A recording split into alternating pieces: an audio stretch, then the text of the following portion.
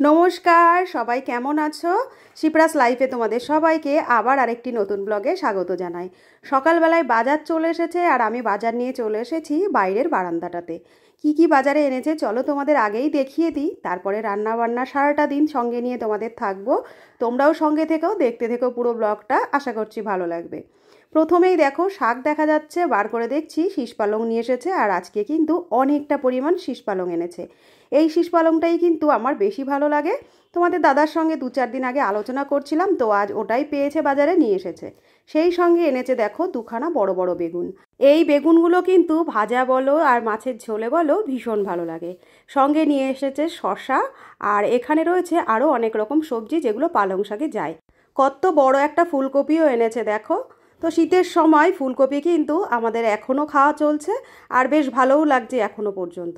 এরপরে ফুলকপি হয়ে যাবে সব পুরনো, আর তখন কিন্তু টেস্টও কমে যায়, সেই সময় কিন্তু আর ভালো লাগে না।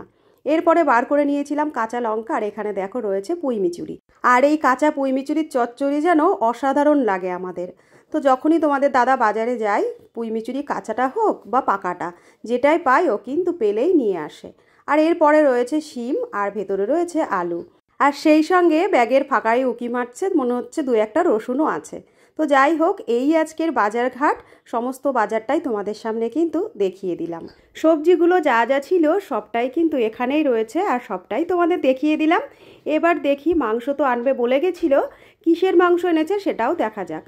কালো প্লাস্টিক যখন, আমার তো মনে হচ্ছে মাটনই এনেছে। চলো খুলে দেখা যাক।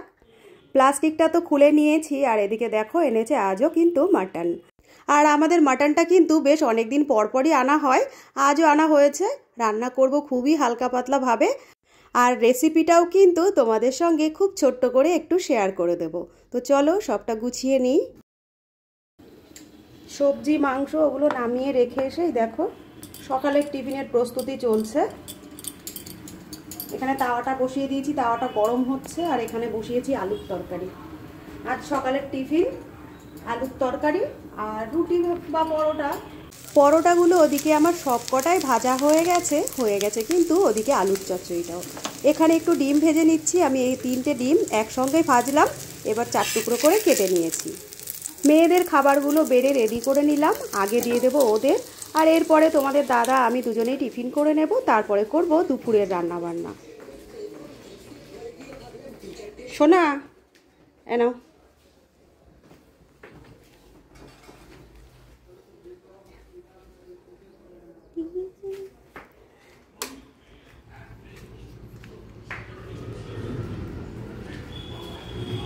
মেয়েদের খাবারটা দেওয়ার পরে আমিও টিফিন করে নিয়েছিলাম, তারপরে চলে এসেছি রান্নাঘরে। মাংসের আলুটা লাল লাল করে ভেজে নামিয়ে নিচ্ছি। এরপরে মাংস যেভাবে রান্না করে সেভাবেই করব। ভাবলাম তোমাদের সঙ্গেও রোজই তো কিছু না কিছু শেয়ার করি, আজও মাংসের রেসিপিটা একটু শেয়ার করে দিই। তেজপাতা, শুকনো লঙ্কা, জিরে ফোড়নে দিয়ে দিলাম, তারপরে দিয়ে দিলাম কোচানো পেঁয়াজগুলো। লাল লাল করে কোচানো পেঁয়াজগুলো আমি ভালো করে ভেজে নেব, তারপরে দেবো মশলাগুলো। কালারটা খুব যাতে ভালো হয় সেই কারণে তেলের মধ্যেই আমি লঙ্কার গুঁড়োটা দিয়ে দিলাম। তেলের মধ্যে কিছুক্ষণ লঙ্কার গুঁড়োটা একটু ভাজা ভাজা হয়ে গেলে মাংসের কালারটা কিন্তু ভীষণ ভালো আসে। আর এই যে বাটা মশলাটা আমি দিয়ে দিলাম, এটাও কিন্তু খুব বেশি ছেটে না। বাটা মশলার মধ্যে আমি দিয়ে দিয়েছিলাম গোটা জিরে, গোটা ধনে, পেঁয়াজ, রসুন, আদা, কাঁচা লঙ্কা। শুকনো লঙ্কা আমি বাটা মশলার মধ্যে ব্যবহার করিনি। আর সব শেষে দিয়ে দিলাম হলুদ। মশলাটা খুব ভালো করে কষে গেছে, এবার দিয়ে দিলাম মাটনটা। আর মাটনটা কিন্তু আগের থেকে আমি ম্যারিনেশন করিনি, তো এভাবেই দিয়ে দিলাম। এইভাবেই আস্তে আস্তে স্টিম কমিয়ে ঢাকা দিয়ে কষাবো। আর ঢাকা দিয়ে অনেকক্ষণ ধরে কষিয়ে নিলে কিন্তু মাংসটা খেতেও অনেক ভালো হয়। মাংসটা তো এদিকে কষানো হচ্ছে, চলো একটু ঢাকা দিয়ে তোমাদের নিয়ে যাই ছাদে। যতক্ষণ আমি ছাদে তোমাদের ঘুরিয়ে আনবো, আস্তে আস্তে ওদিকে মাংসটা কষা হতে থাকুক। তো চলো ছাদে তোমাদের কি কারণে নিয়ে যাচ্ছি আর কি দেখাবো সেটা তো ছাদে গেলেই তোমরা বুঝতে পারবে, আর তোমাদের সামনাসামনি দেখিয়েও দেবো।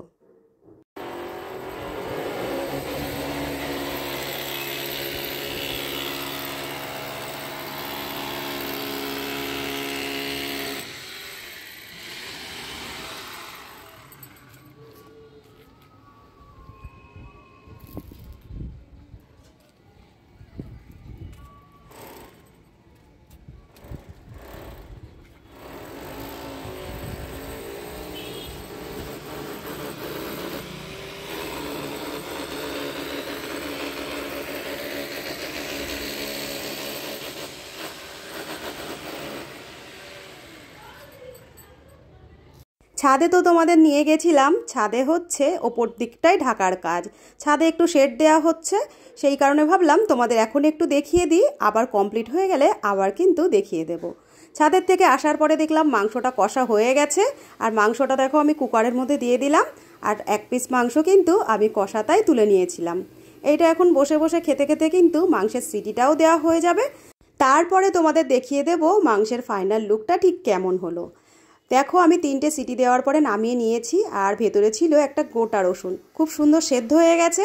এবারে দেখো ভেজে রাখা আলুগুলো আর টমেটোটা দিয়ে দিলাম, 2টো সিটি দেওয়ার পরে দেবো একটু গরম মশলা আর একটু ঘি, তাহলেই রেডি কিন্তু আজকের মতো মটন রান্না।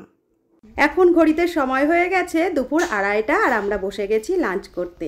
আজকে মাটন রান্না হয়েছে, আর এই হলো মাটনের ফাইনাল লুক। কাঁচা লঙ্কা দিয়েই পুরো মাটনটা রান্না করেছিলাম, কিন্তু কালারের জন্য শেষমেশ একটু লঙ্কার গুঁড়োও আমি দিয়ে দিয়েছিলাম। তো ফাইনাল লুকটা এসেছে এমন। আর আজকে লাঞ্চের মেনুতে রয়েছে এই মাটনের ঝোল, আর সঙ্গে করে নিয়েছি একটা পালং শাকের চচ্চড়ি। আর সেরকম কিছুই করিনি, কারণ মাটন রান্না করলে অন্য সেরকম কিছুই কিন্তু লাগে না। সঙ্গে রয়েছে শসা আর পেঁয়াজ, আর এই যে পালং শাকের চচ্চড়িটা তোমরা দেখতেই পাচ্ছ, শিম, বেগুন, মূলো, আলু, বড়ি সব কিছু দিয়েই কিন্তু একদম শুকনো শুকনো করে রান্না করে নিয়েছি। আর সেই সঙ্গে রয়েছে রোজকার মতো গরম গরম ভাত। লাঞ্চের মেনু নিয়ে তো বসে গেছি, চলো তাহলে লাঞ্চটা সেরে নিই, আবার তোমাদের সঙ্গে দেখা হচ্ছে সন্ধ্যাবেলায়। এখন ঘড়িতে সময় সন্ধ্যা 6:45 মতো, আর আমি একটু রেডি হয়ে গেছি, সেই সঙ্গে মেয়েও রেডি হয়েছে। আজ একটু বেরোবো ফ্রেন্ডদের সঙ্গে। মেয়েদের স্কুল ছুটি চলছে তো বেশ কিছুদিন হলো, পরীক্ষা হওয়ার পরে প্রায় 12 দিন মতো ছুটি। তো ওরা ঘরে বসে বোর হচ্ছে, অনেকদিন ফ্রেন্ডদের সঙ্গে দেখা হয় না, স্কুল যেহেতু বন্ধ ওদের তো দেখাশোনা করার সুযোগও হচ্ছে না, আর সেই সঙ্গে আমরা ফ্রেন্ডরাও অনেকদিন দেখা করি না, ভাবলাম আজ একটু দেখা করি। আজ সানডে, আর সানডের দিনটা বাচ্চাদের না থাকে টিউশন, না থাকে ড্রয়িংয়ের চাপ, তো পুরোপুরি ফ্রি আছি। দিনের বেলাটায় আমরা আজ কোথাও বেরোইনি, সন্ধ্যাবেলার টাইমটাকেই বেছে নিলাম। অনেকটা সময় একসঙ্গে আনন্দ করব, খাওয়া দাওয়া করব। আর ওরা দেখো আজ কতটা খুশি, কত আনন্দ মজা করছে ওরা, সেই সঙ্গে চলছে ফটোশ্যুট। সবাই মিলে একটু ফটো তোলা, ভিডিও করা, এগুলো তো চলতেই থাকে, আর আজও কিন্তু সবাই মিলে একটু ভিডিও করা, ফটো তোলা এগুলো চললো। আর আমরা এসেছি আজকে অনেক দিন পর, সেই জন্য কিন্তু রাতের ডিনারটা সেরেই যাব, সেই জন্যই কিন্তু মেনু কার্ডটা দেখে নেওয়া হচ্ছিল, আর কি কি ডিনারে অর্ডার করা হবে সেটাও কিন্তু আমরা দেখে নিচ্ছিলাম। এই দেখা করাটা হয়তো আমরা কোনো ফ্রেন্ডের বাড়িতেও দেখা করতে পারতাম, কিন্তু সেক্ষেত্রে হয়তো আমাদের গল্প, আনন্দর মজাটা একটু কম হয়ে যেত, মন খুলে হয়তো হাসাহাসি গল্পটা হতো না, এই জন্যই কিন্তু আজ রেস্টুরেন্টে আমরা এসেছি। আর এইদিকে দেখো আমাদের পাশেই আর একটা বার্থডে সেলিব্রেশন হচ্ছিল এখানে, তো ভাবলাম একটু ক্যামেরাবন্দি করে নিই, তো তোমাদের এটাও একটু দেখিয়ে দিলাম। আর সেই সঙ্গে দেখো আমাদের অর্ডার করা যে খাবারটা ছিল, স্টার্টারটা কিন্তু অলরেডি চলে এসেছে। তো স্টার্টারে আমাদের অর্ডার করা হয়েছিল ওই চিকেনেরই একটা আইটেম, তো এই দেখো চলে এসেছে, সবার প্লেটে দেওয়াও হয়ে গেছে। আমরা সবাই এটা টেস্ট করলাম, আর খাবারগুলো ছিল কিন্তু অসাধারণ। আর আজ গেছিলাম আমরা একটা নতুন রেস্টুরেন্টে, যেটা ওপেন হয়েছিল মাত্র 3 দিন, তো আমরাও ভাবলাম নতুন নতুন ওপেনিং হয়েছে, এটাই তাহলে যাওয়া যাক। এবারে চলো আমরা আজকে ডিনারের মেনুতে কি কি অর্ডার করেছিলাম তোমাদের একটু দেখিয়ে দিই। আমরা আজকে অর্ডার করেছিলাম বিরিয়ানি, কড়াই চিকেন, এখানে রয়েছে গন্ধরাজ চিকেন, রয়েছে বাটার নান, আর স্টার্টারে কি অর্ডার করেছিলাম সেটা তো দেখিয়ে দিয়েছি, আর করেছিলাম 2 প্লেট গ্রিন স্যালাড। তো এই আমাদের আজকে ডিনারের মেনু ছিল। ডিনারটা সবাই কমপ্লিট করে নিয়েছি, আর কেউ কিন্তু আমরা খাবার নষ্ট করিনি। সবার প্লেট দেখো একদম ক্লিন হয়ে গেছে, পড়ে রয়েছে প্লেটের মধ্যে পড়ে থাকা শুধু মাংসের হাড়গুলো আর লেবুর স্লাইসগুলো। তো চলো ডিনার তো হয়ে গেছে, এবারে বাড়ি ফেরার পালা। খাওয়া দাওয়া শেষে সবাই মুখে একটু মৌরি আর মিষ্টি দিয়ে বেরিয়ে পড়লাম বাইরের দিকটায়। বাইরের দিকটা কিন্তু কতটা সুন্দর লাগছে দেখতে দেখো, আর আজ কিন্তু সেরকম কুয়াশাও নেই, আজ ঠান্ডাটাও যদিও একটু কমই ছিল, আমাদের কিন্তু আজ সেই কারণে আনন্দটা একটু বেশিই হয়েছে। এখন প্রায় 9:10 বা 9:15 মতো সময় হয়ে গেছে, অনেকটা সময় আমরা একসঙ্গে আনন্দ করে বেরোলাম, আর অনেকটা দিন পর আজকের সন্ধ্যাটা কিন্তু ভীষণ ভালো কাটলো, ভীষণ মজায় কাটলো, আর তোমাদের সঙ্গেও কিন্তু শেয়ার করে দিলাম যে কতটা আনন্দ আমরা আজকের দিনটাই করলাম।